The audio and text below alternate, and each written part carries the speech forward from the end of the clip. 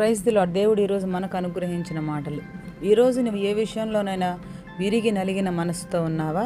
అదే హృదయంతో దేవుని పాదాల చెంతకు చేరి నీవు మొర్ర పెడితే ఆయన నీ హృదయాన్ని నిరాకరించేవాడు కాడు, నీ ప్రార్థనను త్రోసివేసేవాడు కాడు.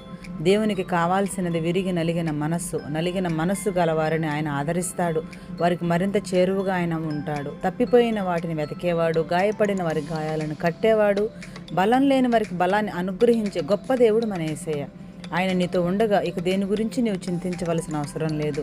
నీవు ఆయన వాక్కుని వినాలి. వాక్యాన్ని నీ జీవితంలో అన్వయించుకుంటూ వాక్యానుసారమైన జీవితాన్ని జీవిస్తూ దేవునికి విధేయుడవై బ్రతికితే దేవుడు తప్పక నీకు తోడై ఉండి నీకు ప్రతి విషయంలో విజయాన్ని ఇస్తాడు.